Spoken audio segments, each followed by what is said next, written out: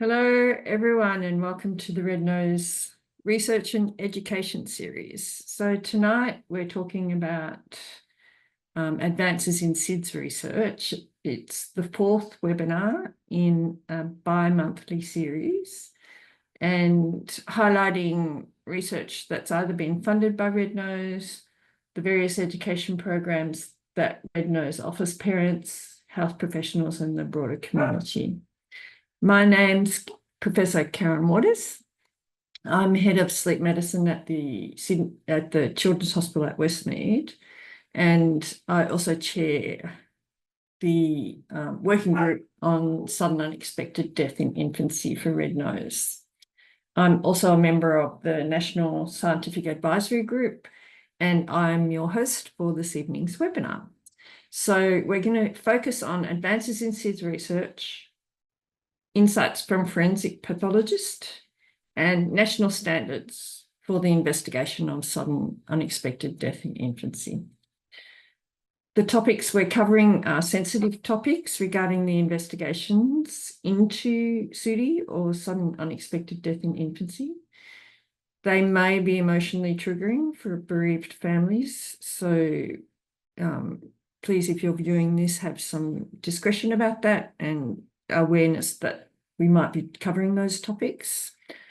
I'm going to start by acknowledging country, and then I'll briefly talk about each of our presenters, and then we'll go ahead into the webinar. Can I do page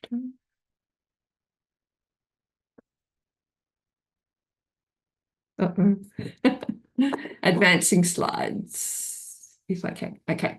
So Red Nose acknowledges the traditional custodians of the land in which our families, volunteers, staff, board, and community members work, live, and visit. We pay our respects to the elders of those many nations from past and present, recognising their continuing connection to land, waters, and community. Red Nose respects the knowledge and the expertise of Aboriginal and Torres Strait Islander people with their strong culture and traditions, whose hands have touched many babies birthed and children reared on the land, and together we acknowledge their experience of loss in many forms. So our first speaker will be Dr. Lorraine du Toit Prinsloo, and she might have to say her name herself so that we can get the pronunciation correct. But she's the Chief Forensic Pathologist and Clinical Director of Forensic Medicine in New South Wales Health Pathology at the Forensic and Analytical Science Services. She completed her medical studies in South Africa and proceeded to specialise in forensic pathology with a fellowship from the College of Pathologists and Forensic Pathologists of South Africa. After immigrating to Australia, she completed the fellowship of the Royal College of Pathologists of Australasia, and she has presented research at national and international meetings and published more than 50 peer-reviewed papers and 4 book chapters. She has a special interest in paediatric pathology and therefore in sudden infant death. Our second speaker is Professor Heather Jeffery. Heather's a neonatologist and a researcher who's had a distinguished career in clinical medicine and research. She studied sudden infant death in her PhD and has maintained a research and community interest in the prevention of SIDS and sudden unexpected death in infants. Her research studies cover the physiology of early infant sleep and breathing as it pertains to SUDI, as well as having an interest in paediatric public health with extensive work in middle and low-income countries. She's an emeritus member of the Red Nose Scientific Advisory Group and an honorary professor in the School of Maternal and Child Health at the University of Sydney. So over many years, Heather has been involved with several aspects of SIDS and SUDI, including interviews with families of SUDI infants, observations of SUDI postmortem examinations with pathologists, investigation of the physiology and mechanism of sudden infant death, the changing epidemiology after public health intervention, and education of the public health providers and medical students around SUDI. And then we have Dr. Vanessa Despotovski, who's our final speaker. She's our Red Nose Research Officer and holds a bachelor degree in medical and health science and a master in brain and mind science. Vanessa completed her PhD at the University of Sydney, where she studied and published on the neuropathology of sudden infant death syndrome, or SUDI, depending on the terminology we're using, with attendance and presentations at international SIDS conferences. She began as the research officer at Red Nose in 2024, with a role to ensure that the information provided by the organisation is up to date and evidence-based. We're delighted to also have a family story here. So at the start of each Red Nose webinar and meeting, we share a family story to highlight the important work Red Nose carries out in the community and to honour the families and babies we support. Tonight, I welcome Yasmin, mother of Talia, to share her family story. And I really want to thank you for joining us, Yasmin. No problem. Thanks so much, Karen. Thank you all for having me and for allowing me to speak about my beautiful daughter, Talia. So Talia was a very vivacious, very outgoing, big personality little girl. So Talia was 23 months old, so just 3 weeks off her second birthday when she did pass away. So I'm just so thankful that we got to know her and her personality, and she was just one of those children that just lit up the room as soon as she walked in it. And yeah, she just loved doing so much and was very passionate about a lot of things. But in terms of our story, when it comes to her passing, it was extremely sudden and completely out of nowhere.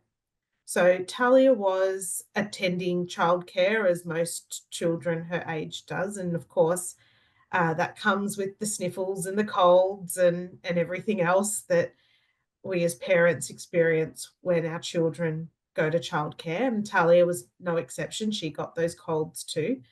And so she did have a cold at the start of the week. And we did take her to the doctor, and the doctor checked her over and listened to her chest and all of the usual things that a GP would do, and advised us that it was just, a cold.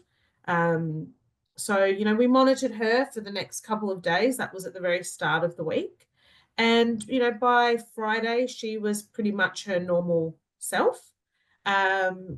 Saturday and Sunday, we had quite a big weekend planned with social things. So the Saturday, we had a friend from interstate come around, and we went to a pub that had one of those indoor playgrounds. Talia was running around playing on the playground.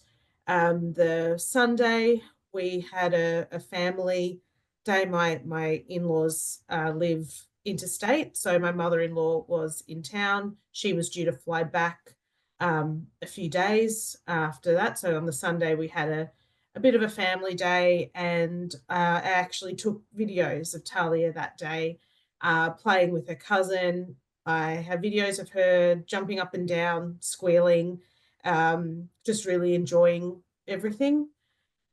And look, it was a very normal day. We took her home, fed her dinner. She ate, admittedly, fussy like most kids that age, but she ate her dinner, and we had some family time. And then, my husband and I, we put her to bed that night. We had the monitor on her. Neither of us heard anything. And I actually woke up and saw her on the monitor, and I was like, oh, she slept through. And I just said to my husband, look, she's had a big weekend. Maybe we'll just let her keep sleeping. My mum was due to look after her that day. My mum looked after her 2 days of the week, and the rest of the time was in childcare.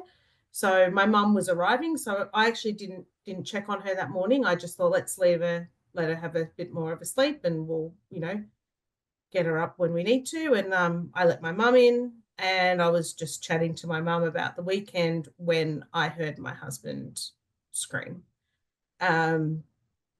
We both ran upstairs, and I saw him carrying out Talia, and I think I just knew that she was gone at that time. But in like after a while, I sort of registered that maybe she could potentially, still be alive. So I, went to administer first aid, CPR and all of that, and also called 000. We had a first responder come who was actually one of our neighbours, who was a registered nurse, and she'd registered, so she lived down the road and got an alert saying that there was an emergency happening. So she was the first one to come in, and thankfully she took over the whole CPR side of things. And basically everyone showed up. Ambulance showed up, fire brigade, police. They came fairly quickly, and they worked on Talia, but I obviously got told by the paramedics that that she had passed away. Got told that she had been passed for a few hours, so she most likely passed away at some point in the night. And it was I can only explain it as a somewhat out of body experience. It felt like I was in a movie and I was watching somebody else, not me. And this wasn't actually my life that was happening in losing my little girl. I'm very thankful to the beautiful people, the first responders that came. We had a lovely police officer who helped us a lot that day, who turned out to be a bereaved parent as well.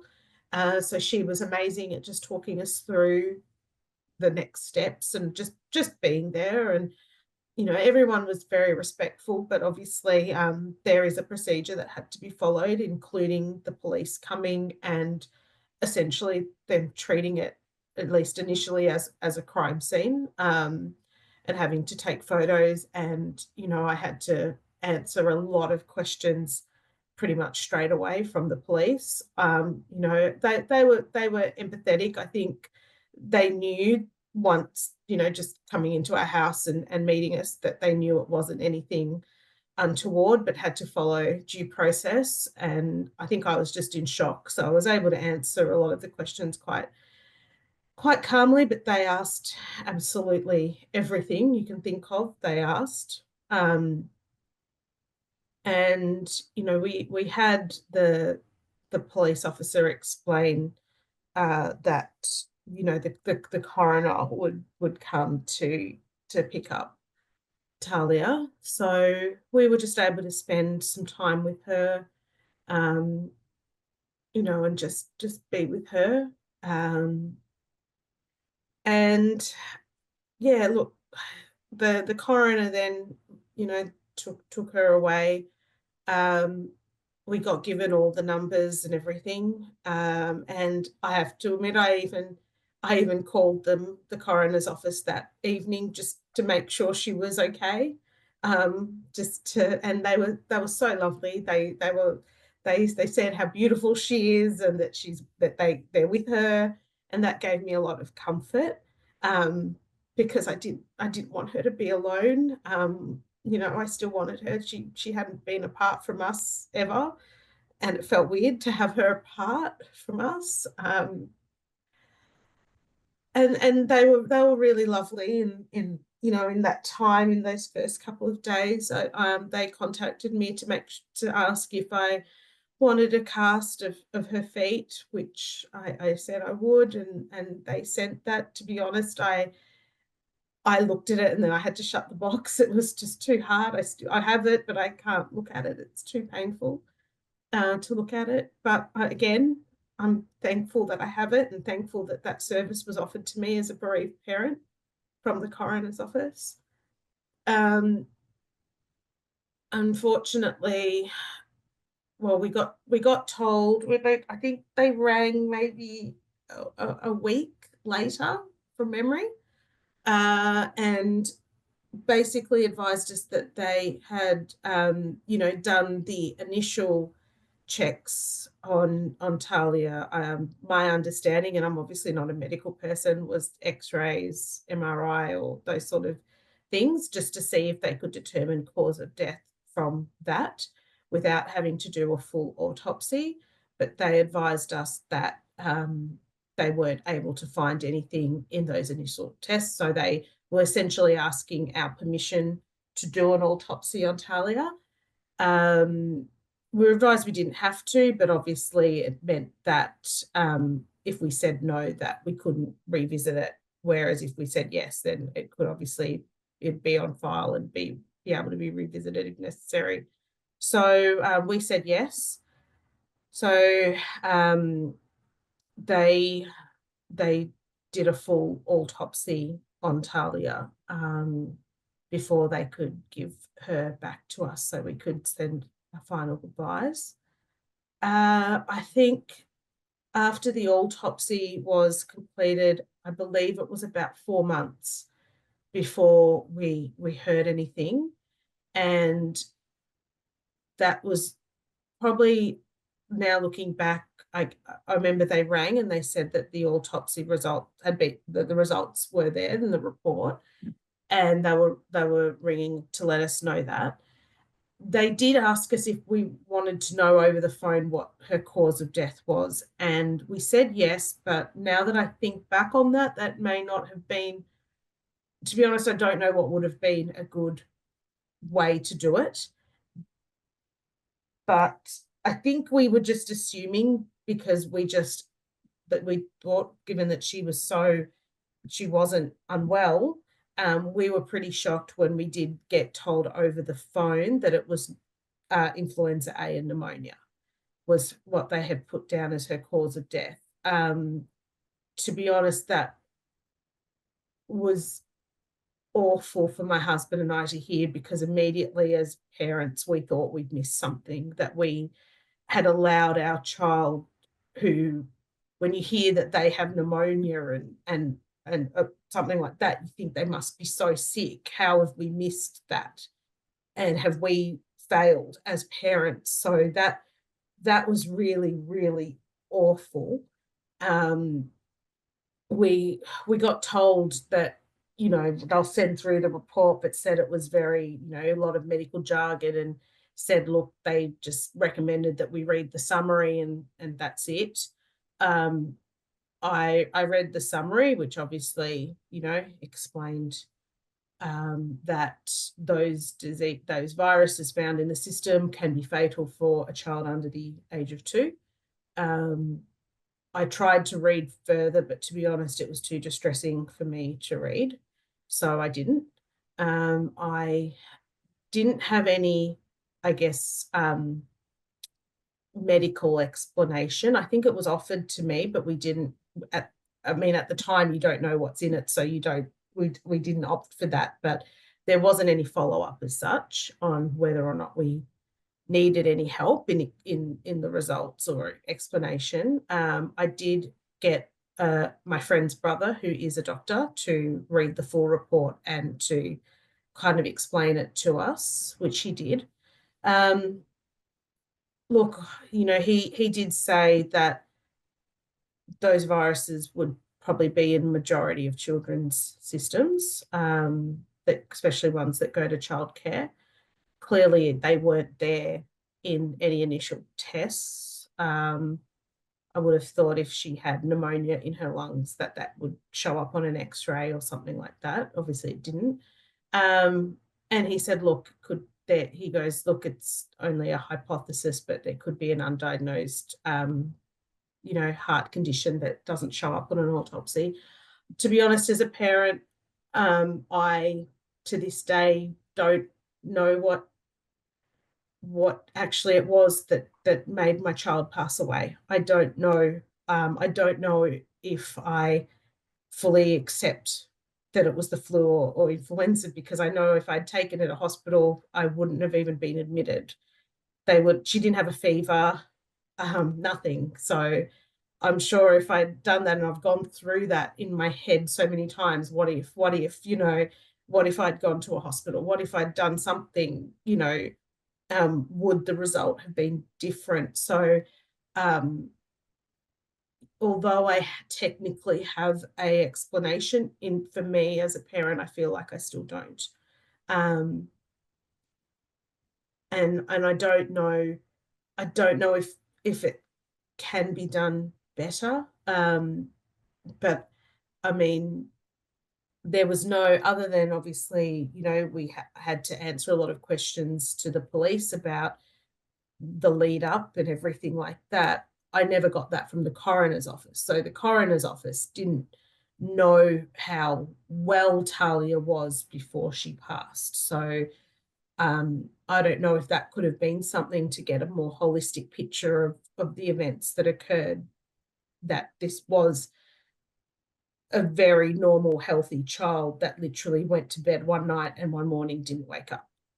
I don't know if that, if they were aware of that, or if they just were like, she's got pneumonia, she's got influenza, this is the cause. Yeah, so yeah, it's been a pretty hard journey. So that was Talia passed away the 4th of July 2022. So it's now been over 2 years, and it's actually longer that she's been passed than she was with us. And it's hard. We've since had another child, so I have a son who's 5 months old, and it's hard as a parent when you give birth after a loss like that, because again, like I said, I don't feel like I have answers. So I'm, of course, very concerned for my son. I've had to do a lot of therapy, and I have to thank Red Nose so much for that, because the services that they provide as an organisation have been literally life-saving, I think, to my family, to be able to have navigated us through these last couple of years. And through that, I've been able to at least have the tools to be able to be okay, and deal with, obviously I will have anxiety and all of that. And I've just got to, I don't keep that in check a little bit, especially with my son. Otherwise, I'm just not going to be a great parent to him if I'm just going to be a nervous wreck the whole entire time. That's not good for me. That's not good for him.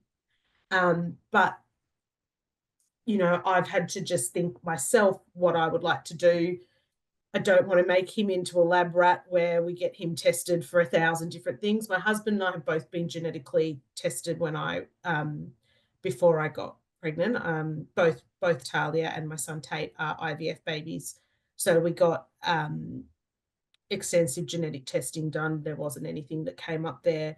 Both their embryos were genetically tested before they were transferred to me, and there was nothing that came up there. So I've just spoken to my GP about at least getting my son's heart tested from when he's about 1, just to see if there is anything that comes up there. So that's something we do plan on doing. But that's essentially my story. And I'm just very thankful that you guys have just taken time to listen, and to give me the opportunity to talk about my little girl. I love doing that more than anything. Yeah, thank you, Yasmin, for sharing. It's a really deeply personal story, but it is honouring for your beautiful daughter, Talia, and so thank you. Thank you. Margaret wasn't sure if you were going to stay on for the entire presentation. No, I'm not. I just thought it could be probably a little bit too much for me to hear everything, especially given I've got a little one. But yeah, thank you so much for giving me this opportunity. I really appreciate it. Thank you. Thank you, everyone. Bye. Okay. So now we're going to go on and have the talks. So the first speaker is going to be Dr. Lorraine du Toit Prinsloo, and I'm going to stop sharing my screen so that she can share hers and give her talk.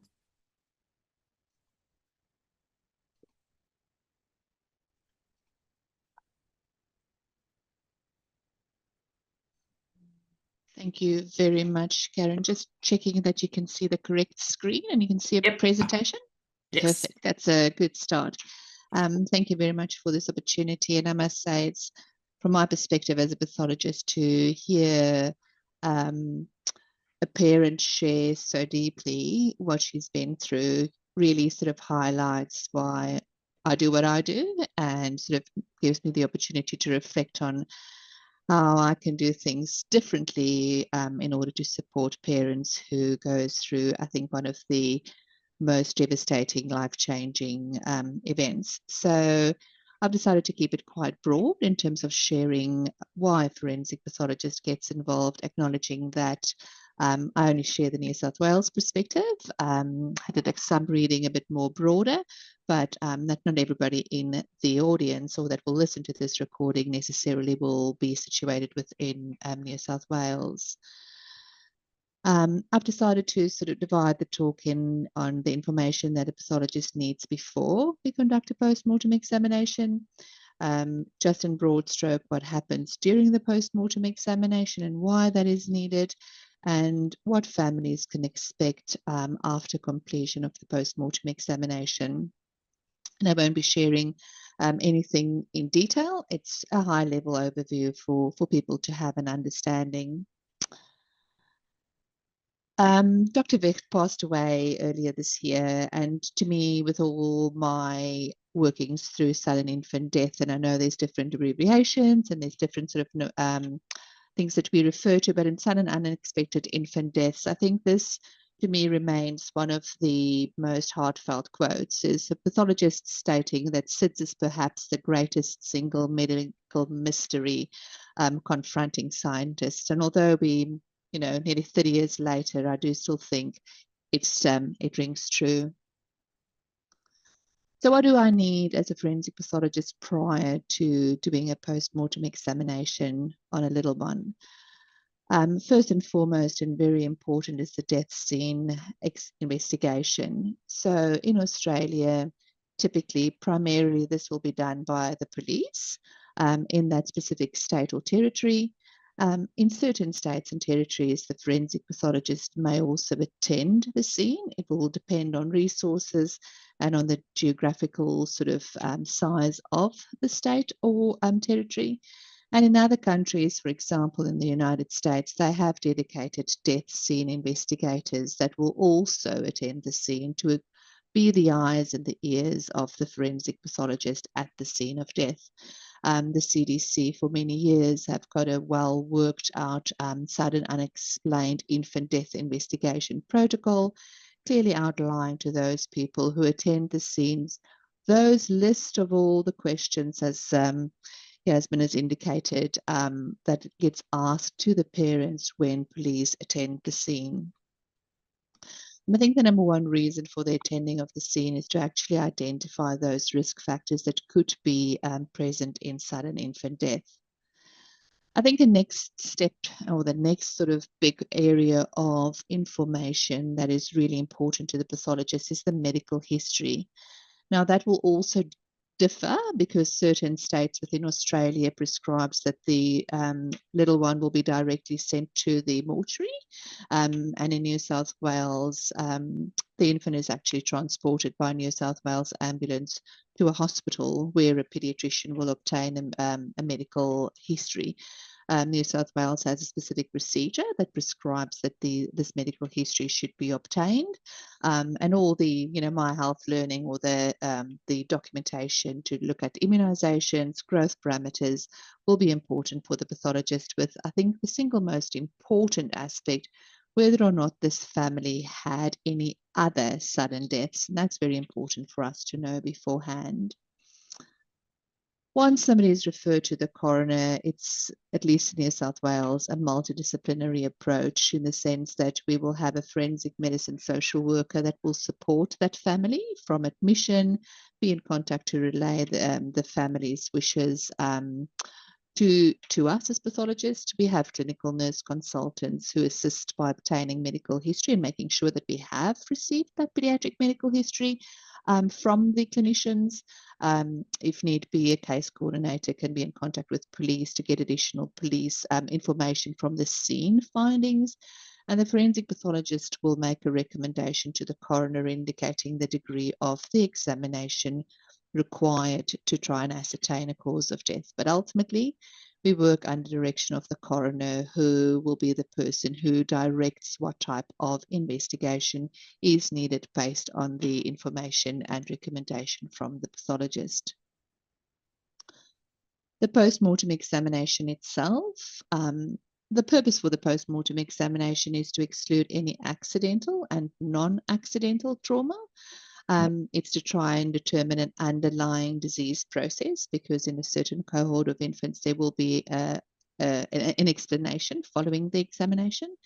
And then to identify certain risk factors, such as an unsafe sleeping environment or intrinsic risk factors that could not have been prevented or accounted for.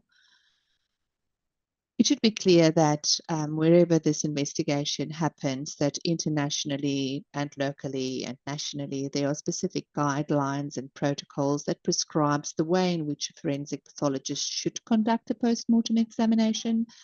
These examinations are quite detailed and quite thorough, and Australia, the RCPA, the governing body for forensic pathologists within Australia, has got a sudden unexpected death in infants guideline, which they sort of provide guidelines as to what is expected. In New South Wales specifically, we have our in-house standard to make sure that the forensic pathologist does a thorough investigation in order to try and determine an underlying cause of death. This is the Forensic Medicine Coroner's Courts Complex in Lidcombe that was built in 2019, where the post-mortem examinations from metropolitan Sydney area will be conducted.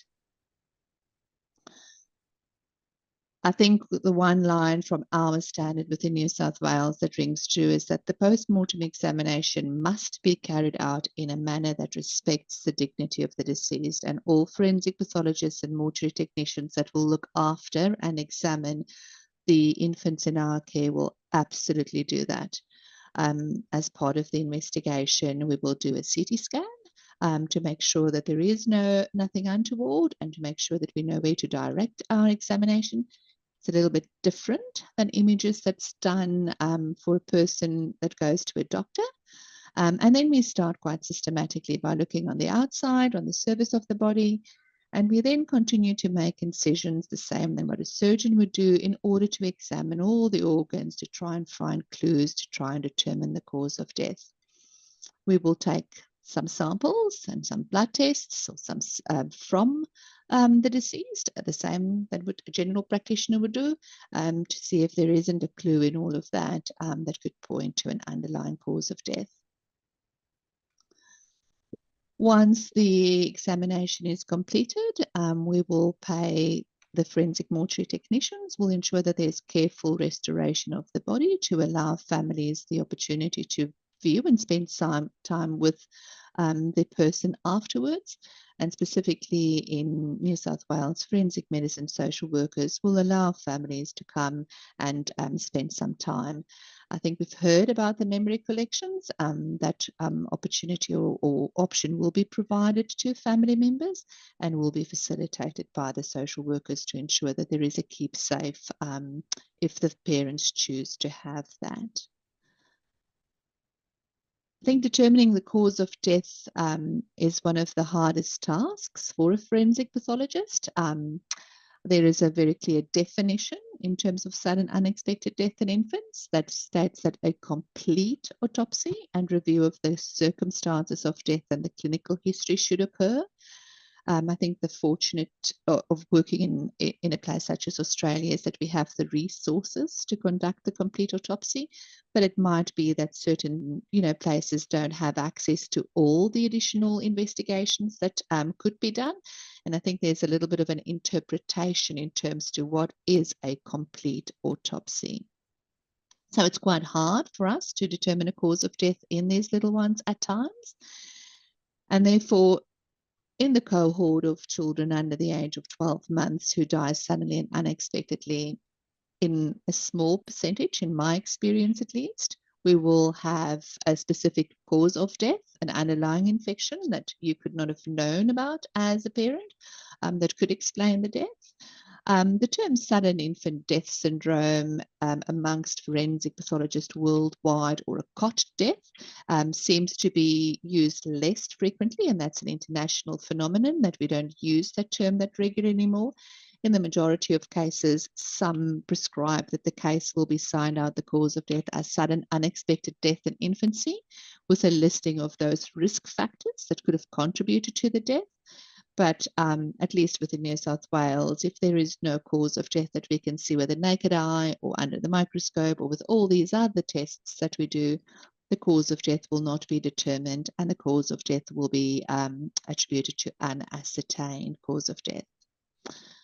Following the completion of the examination, again, depending on where you are, there could be a multidisciplinary review, so which means additional experts can look at the cases. It will depend on where you are, what that looks like.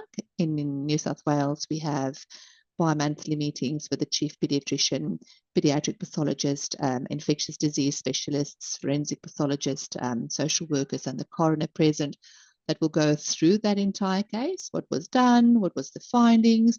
What is the likely cause of death? What do we need more in order to classify and try and determine a cause of death and provide answers to the families? The final post-mortem report is provided to the coroner.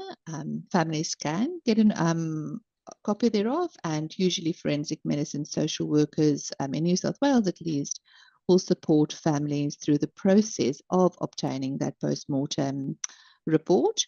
In a certain cohort of cases, there might be a subsequent genetic referral, and families will receive a letter to that effect. And there's always the opportunity for families to reach out to the social worker to indicate that they would like to have a meeting with the forensic pathologist to ask specific questions of the forensic pathologist and to provide us with the opportunity to try and clarify our findings with the family. I think I want to end off with another quote to say, in the present state of knowledge, it seems that SIDS, and it's an older quote and hence the reference to SID, SIDS is the final common pathway that leads to death in infants who have been compromised by a number of deleterious factors, which have to come together in one baby at one time in order to summate to a final outcome. Thank you very much, Gavin. I'll stop sharing. I just got to the point of remembering to mute, sorry. Heather will now share her screen and discuss parent rights to best evidence-based standards, looking to reveal an underlying cause of death. Remember that if anyone has questions, can you put them in the Q&A, and then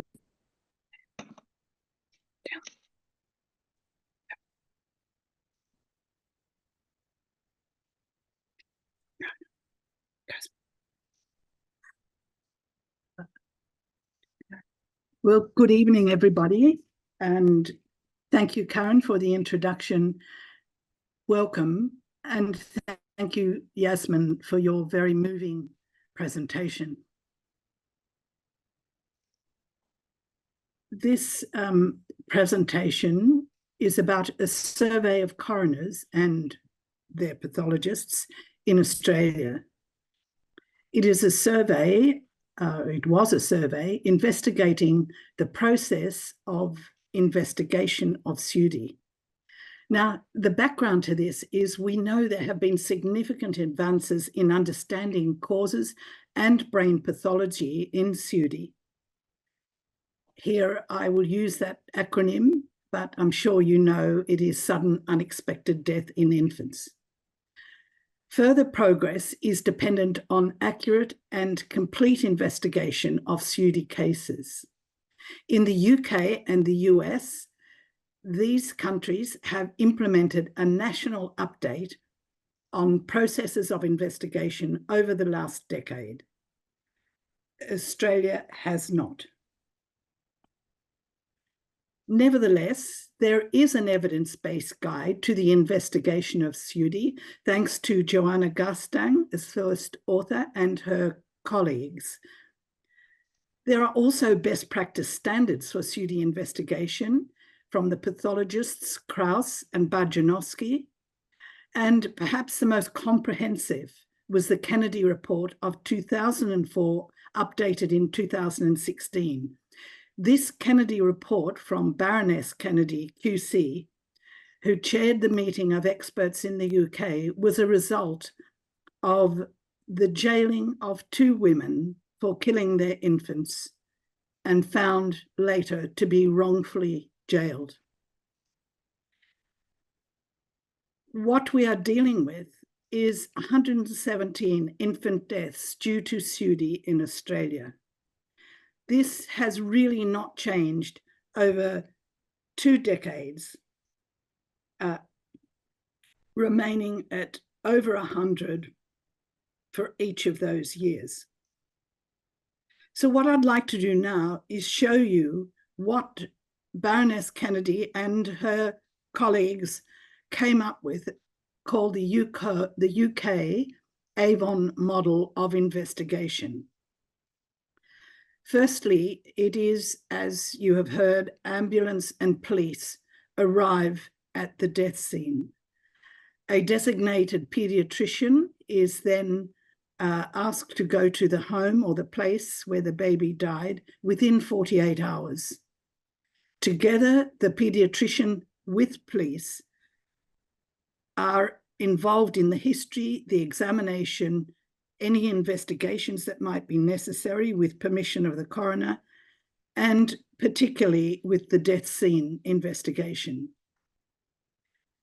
The infant is then passed to the paediatric pathologist, or the paediatric and forensic pathologist, or the forensic pathologist who has connection with pediatric input. The coroner's autopsy is then undertaken, and during this time, the parents are involved at all points.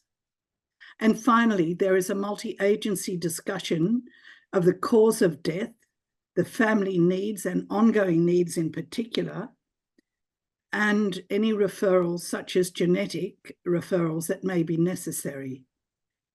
At all times, the UK model has paediatric expertise, paediatric physician involved.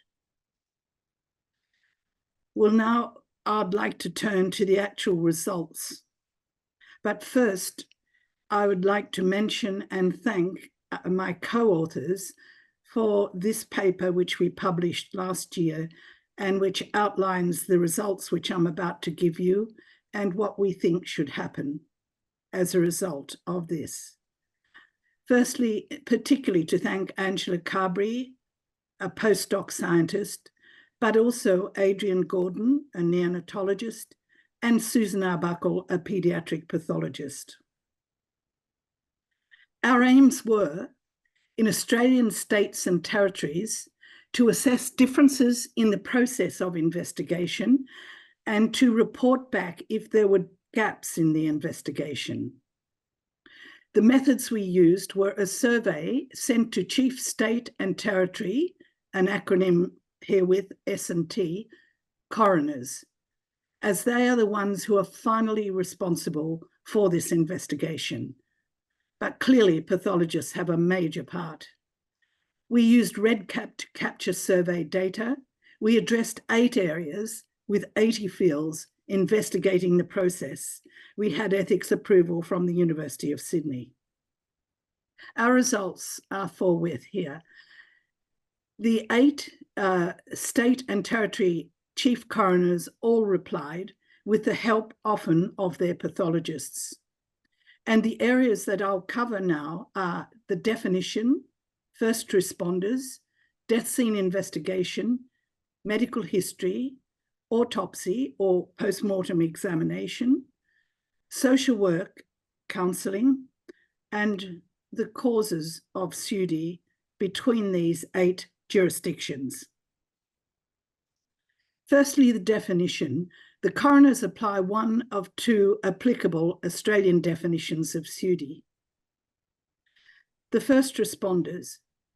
If SUDI occurs in the home, it is always the police who have responsibility in all 8 jurisdictions, that is, all 8 states and territories.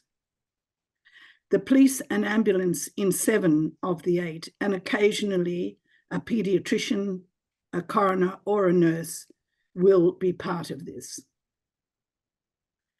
The death scene investigation now is follows, and this occurs, according to the survey, in 7 of the 8 jurisdictions and sometimes in 1. The investigation responsibility, however, is always police in 8 of the 8 jurisdictions. The police and forensic pathologist in 2, the police and paediatrician in 1. The procedure occurs within 24 hours in 5, not every time in 1, not performed in 1 and missed in 1. And the reports from the survey indicated that the standardized procedure for death scene investigation was 6, but this 6 of 8, but these standards were very variable. Doll reenactment occurred in 2. This is something that is well known and introduced in the United States and found to be of great benefit, where a doll is used in the investigation with talking to parents about how the baby was placed, how the baby was found, and other environmental factors. In fact, in Detroit, Pascale has indicated that of 90-odd investigations for SUDI, additional important information was found in 42% associated with doll reenactment. The medical history, the responsibility again is the police, 7 of 8 jurisdictions. Pediatricians also in 3 of the 8, police and a nurse in 1, police and someone else, for example, a social worker, in 1. Even though it is not really the background for police to be taking such a medical history. The medical history was recorded at home in 6, in the emergency department in 2, and it was shared with the pathologist prior to autopsy, always in 5 of the 8 jurisdictions, 2 usually, 1 sometimes. The autopsy was standardized in 1 of the 8 jurisdictions. The autopsy by the pathologist occurred with a pediatric and forensic pathologist in 1, a forensic pathologist specialized in SUDI in 3, and any forensic pathologist in 4. A molecular, otherwise known as genetic autopsy, if the SUDI remained unexplained, was sometimes possible in 5, rarely in 2, and no comment in 1. The final cause of death was communicated to parents in 8 of the 8 jurisdictions by either phone, in writing, or a few in actual face-to-face interview. The follow-up appointment with parents after the final cause of death occurred in 4 of the 8. And here now we have the proportion of cases with an identified cause of death. These percentages were given to the coroner, and there was 1 jurisdiction where 10 to 20% identified causes, 4 where 20 to 30% identified causes, and 1 30 to 50%. In summary, Australia has largely a police-led model. The detailed SUDI investigation is neither consistent nor mandatory. Standardized protocols for death scene investigation, medical history, autopsy, or post-mortem examination were very limited and mostly not led by appropriate, experienced healthcare professionals.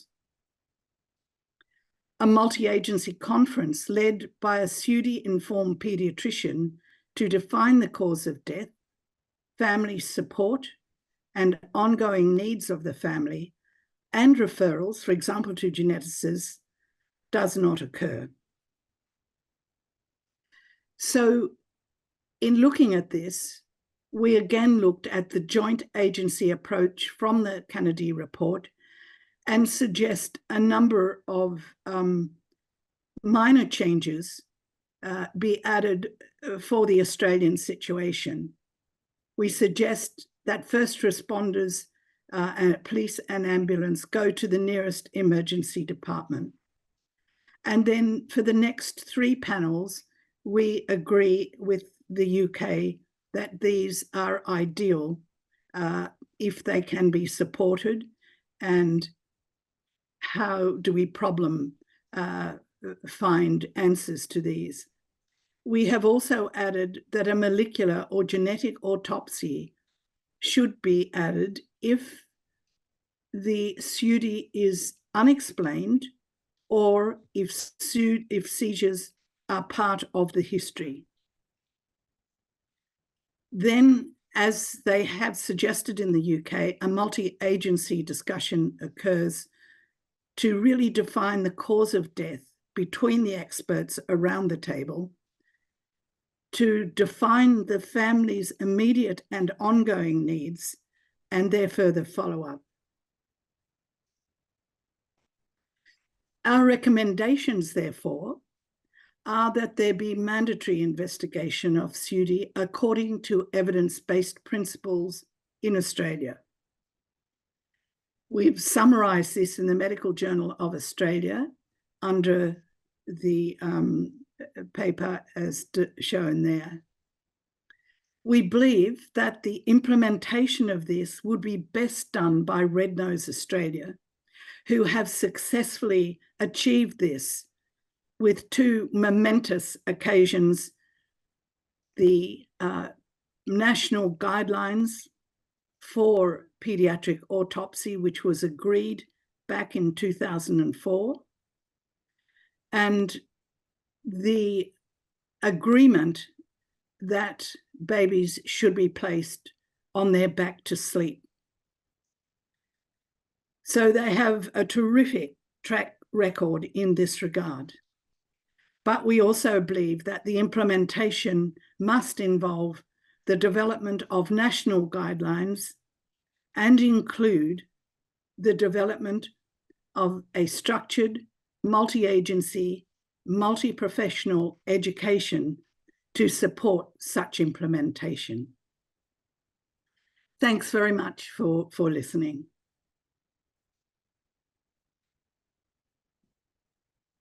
Thank you, Heather. I'm going to keep moving on, and so next we'll have Vanessa, who will now share her screen and present latest insights and advances in SIDS research.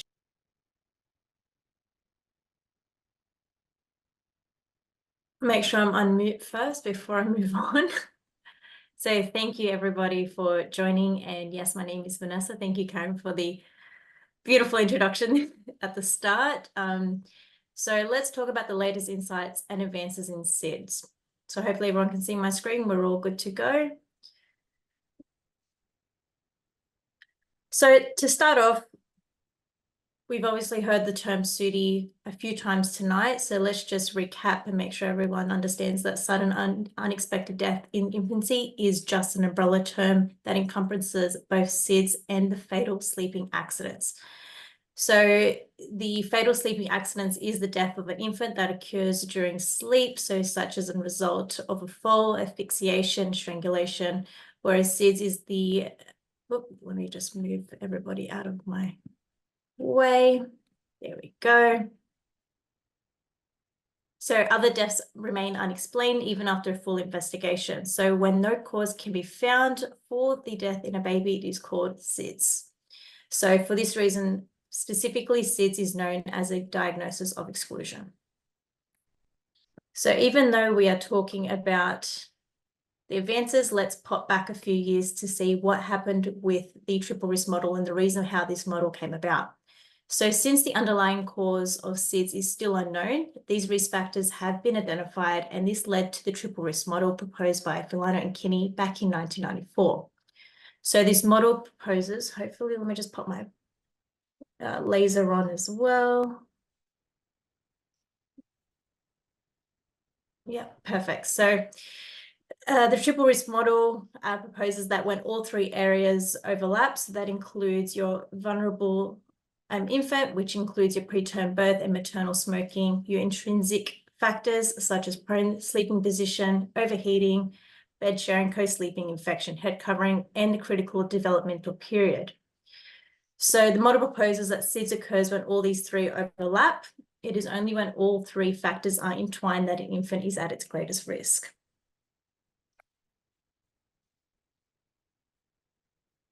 So what are Red Nose safe sleep recommendations? So right now, we've got 6 recommendations that we say that we always place baby on their back to sleep, keep baby's face, head, and face uncovered, keep baby smoke-free before and after birth, provide a safe sleeping environment both during night sleeping and day sleeps, sleep baby in the own safe sleep space in the same room as the parent or caregiver for at least the first 6 months. And the last recommendation, breastfeed baby. So why is placing baby to sleep on their back so important? So as you can see from the graph, SIDS deaths in Australia dramatically fell following the introduction of that back to sleep safe campaign back in 1989 to 1990. Once we look closer, so let's examine the last 10 years more closely, what we can see is from 2010 to 2022, we've sort of plateaued a little bit here, but as you can see, the orange line is our SUDI rates and the blue line in our SIDS rates. In 2019, we can see that there was quite a bit of an increase. However, one thing to actually note is that this is the whole of Australia. So if I was to sit and pinpoint every single state, it might be just one state that's actually popping those numbers a little bit higher. So what's the best way to look at the advances in SIDS? Let's talk about the most recent scientific discoveries. So this is only just a couple that I've highlighted tonight, just to sort of get through the next 5 or so minutes. And I have, let me just move this again. Here are only a few, and I've only focused on the last couple of years as well. So the researchers from Boston Children's Hospital and Harvard Medical School studied 11 infants, 71 infants who died from SIDS and 20 control infants. So they found that 6 infants had higher levels of this neopterin, which indicates brain inflammation. So what they also found is one of the 6 infants had a viral infection, but this infant had showed no severe symptoms before its death. So by further investigations, they discovered that that infant had high activity of genes related to the immune system in the brainstem, which controls the breathing and heart rate. So this specific study highlighted the need for various research methods to fully understand SIDS. So the next study we've got here is Opal explored the role of genes called aquaporins in SIDS. So aquaporins are proteins that help regulate water balance within the brain. The research compared the genetic makeup of 168 infants who died from SIDS to that of 372 healthy control infants who had not died from SIDS. They found that certain variations of this gene, so this one AQP1, which stands for aquaporin P1, will link to higher risk levels of SIDS, particularly with mothers that smoke during pregnancy. So specific combinations of variations of this AQP1, so aquaporin P1, were also common in SIDS group and were associated with infants being found lying on their stomach, so with the prone sleep position when they passed. So next study over. Well, let me just, well, let's do it. So the study investigated whether differences in a certain level of proteins in the cerebral spinal fluid, so CSF, might be linked to SIDS. So researchers compared CSF protein levels from 46 SIDS cases and 41 control cases. They found that several proteins that are involved in the immune response, so these two proteins, interleukin-6 and interleukin-10, which they are very, very common genes in your immune support. So they showed significantly different levels in SIDS group when they were compared to the controls. Well, this is going a bit crazy. Does my cursor come back? Yep, there we go.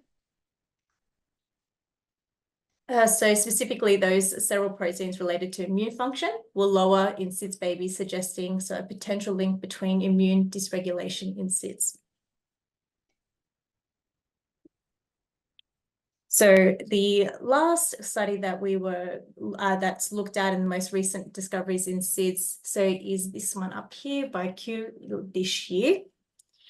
And this study looked at whether variations in two genes, so this NH3E3 and another different type of interleukin, might be connected to SIDS. So NHE3 is involved in regulating water balance in the brain, and the interleukin-13 is involved in the immune system, just like these two genes down the bottom here in the other study. So researchers compared the genes of infants who died from SIDS to those who were of healthy children. And they did find a link between the specific variation of this gene here and a higher risk of SIDS. So while there was some suggestion of a link of interleukin-13, so that immune response, it wasn't very strong. What I do want to highlight is, though, all these four most recent studies and advances in SIDS suggest that there is a possible genetic component. It's important to remember that SIDS is a very complex and it likely involves many different factors working together. So definitely more research is needed to understand the exact roles and genetic makeup and neuropathology in SIDS. So definitely more research still to come. And like they say, it's the tip of the iceberg. Thank you. I'll stop sharing my screen now. Thank you. So we've allowed a bit of time for some discussion. I don't have any questions that are visible to me. I'd have to let Margaret let me know if that changes. But in light of the very moving account from Yasmin, just highlight that Red Nose is available as a counselling, so if anyone has difficulties from that. But I thought that one of the points that came up that was really highlighted from all of the talks is this move towards genetic studies, and I wondered if Lorraine might talk a little bit more about that, because so if I make my own comment. Yasmin said that they had genetic testing, for example, before the babies were even born, but there's different levels of specificity, and when it gets down to the sorts of testing that Vanessa's talking about in research, that would not be standard in any sort of genetic testing, either before the baby was born or even, I think, in the post-mortem exam. And I just wondered if Lorraine would talk a little bit more about that. Thank you very much, Karen. I think genetic testing in forensic pathology in terms of the SUDI group is evolving, and it depends on where you work in terms of what the current practice is as to whether or not the testing itself will be offered as part of the post-mortem examination. In all these deaths, there will be a sample retained for testing, in case it is indicated. And generally, there is, from my understanding, sort of two streams. There's a certain cohort of people who still of the opinion that if it's an unsafe sleeping environment, it might explain why the death occurred, and therefore genetic testing might not be offered in that example. Whereas, you know, if we had previous deaths, that we will then offer the genetic testing. So, and that's all evolving as more and more conferences and research becomes available. So we at least introduced now the option of having the panel experts present to identify those cases where we think, following the examination, it would be appropriate for referral to make that available to the family members. And I do think that as we progress, it will become more available, or more the demand or the need for genetic testing will become more apparent. I think we'll know that if you had, you know, the risk, and I think, you know, Yasmin so said it, explained it as well. If you lost a baby, we all know that your subsequent pregnancies will be deemed to be a high risk, and there will be that due diligence and the questions that might arise there. So currently, not routine practice everywhere, but the identification of those at risk in families to ensure that it happens does occur. So I guess I would interpret it as there's different levels of genetic testing and different indications for it. And for people considering, as a researcher, we would love for genetics to be collected from every case, so as that there was that opportunity. I think what we're all saying is that cases like Yasmin and her family are what drive us, but there's still so much that's unknown that we are all pursuing research to try and improve the outcomes. I think, as Heather poignantly pointed out.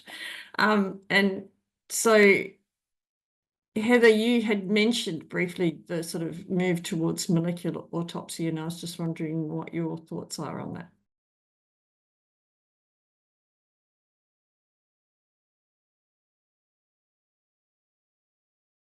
But you have to unmute. Can I unmute you?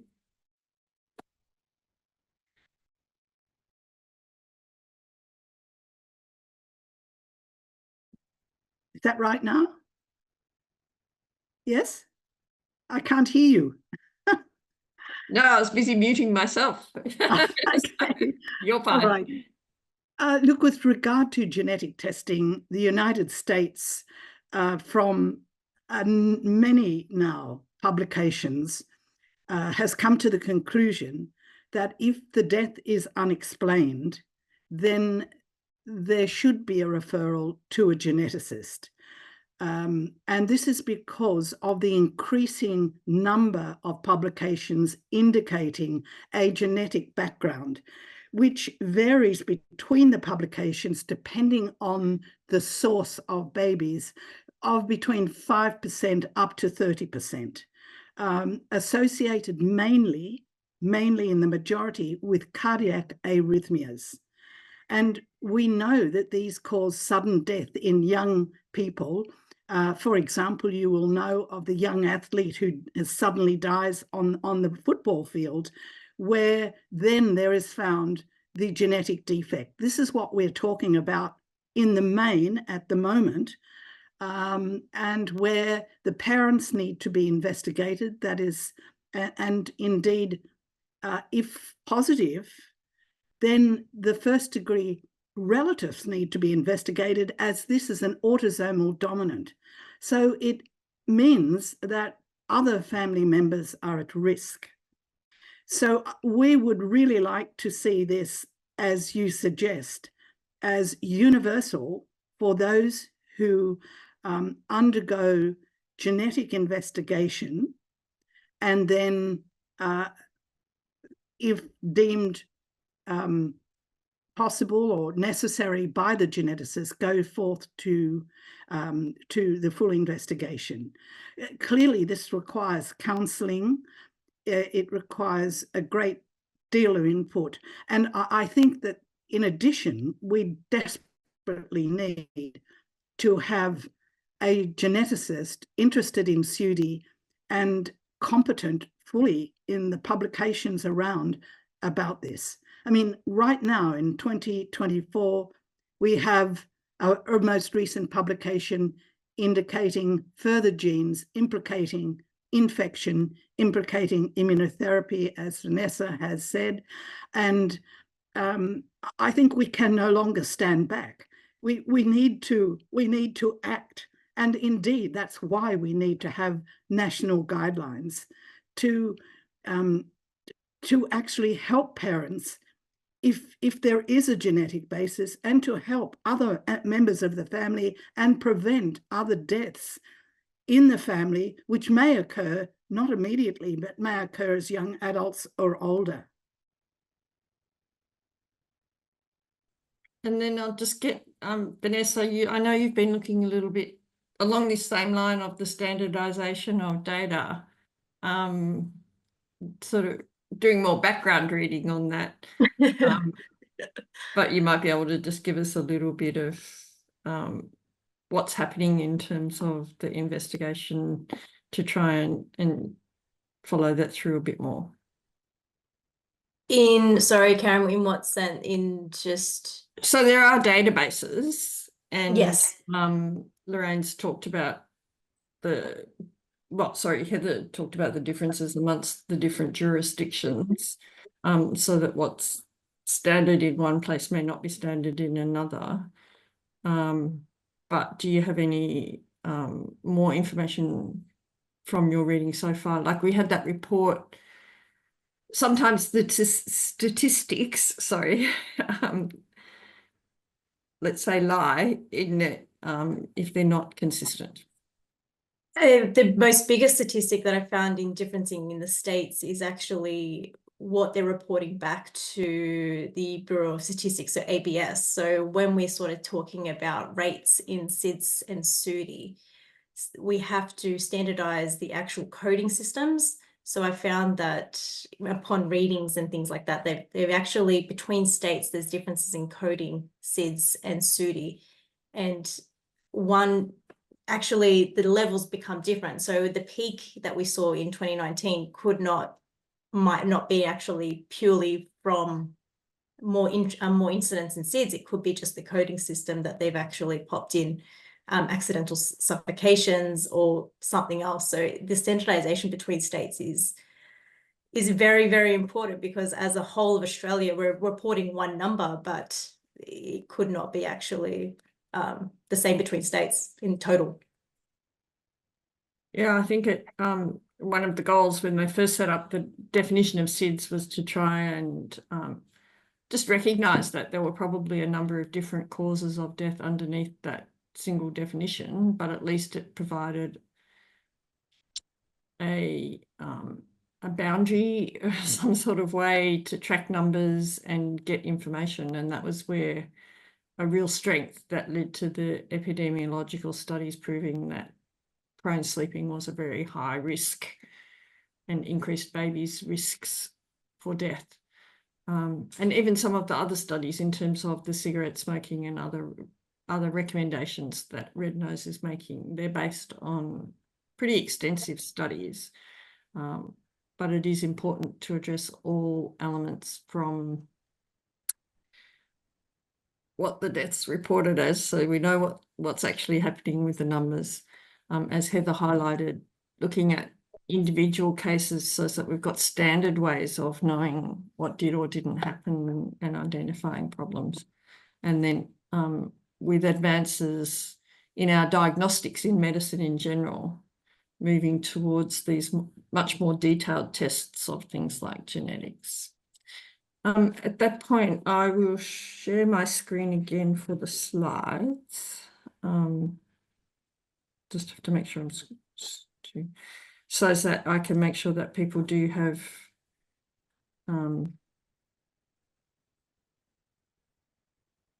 the information about contacting Red Nose if they need to. It's very difficult for individual families, but Red Nose is a support organisation and they're contactable 24 hours a day. I think at that point we'll probably end and thank everybody for attending, and hope that in some of this you found there was helpful information. Thank you.